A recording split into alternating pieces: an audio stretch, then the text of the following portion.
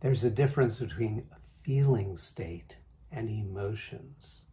Of course, in English, there's not a difference. Feeling can mean all kinds of things, from a physical sensation to an emotion to an opinion. I feel like that tree is too tall. It's not really an emotion or a feeling state, it's a thought. But that word feeling has taken on so much global meaning that it's almost become meaningless. And if we are on the path of awakening, the path of healing soul track memories, traumas, and the path of returning to our innate goodness, truth, and beauty, this distinction is very important. There's a difference between feeling states and emotions. Emotions are memory tracks linked to personal and cultural history. When we are in the thrall of emotions, when we are swept up into the current of our emotional nature, we will be replaying, whether consciously, subconsciously, or unconsciously, memory tracks, patterns of our history. This, in a sense, is the very definition of trauma. Trauma is linked to, coded in, personal or cultural history. And we carry, yes, in our cellular memory tract, we carry in the body these emotional patterns that are linked to personal and cultural history. But a feeling state is quite different.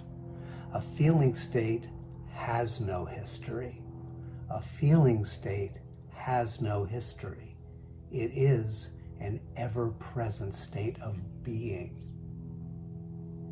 It transcends and includes all history states, and thus the feeling state of loving awareness, the feeling state of peace, has the capacity to infuse, balance, and heal all the memory tracks of our personal and cultural history. A feeling state has no history. The fundamental flavor, if you will, the fundamental quality of any feeling state is the quality of completeness, innate wholeness. The subtle and not so subtle flavor of emotional states is incompleteness. That's why emotions put us into motion to try to attain that longed for completeness. The paradox, the irony, in a sense, the beauty of this incarnation is that when we return to the feeling state without history, all the memory tracks receive that which they most need at the deepest level.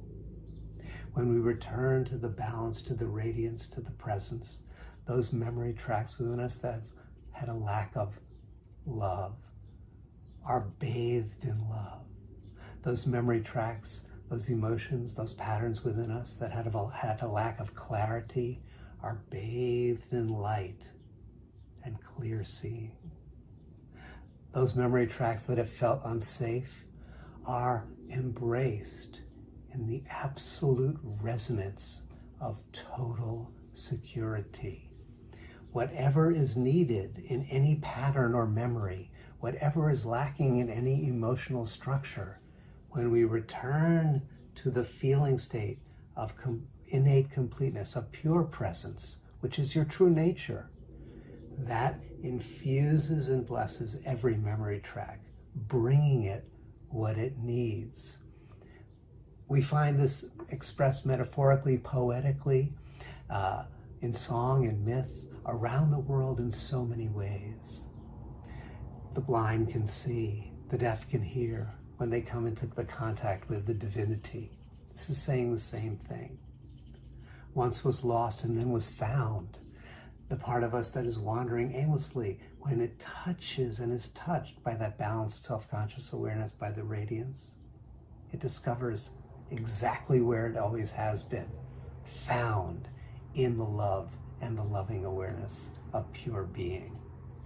So the difference between an emotion and a feeling, it's very important for us on our path of awakening to begin to cultivate that discernment, to know the flavor and the difference, and to more and more deeply cultivate our sense of the feeling state, whether we call it love, whether we call it wisdom, whether we call it peace, whether we call it compassion.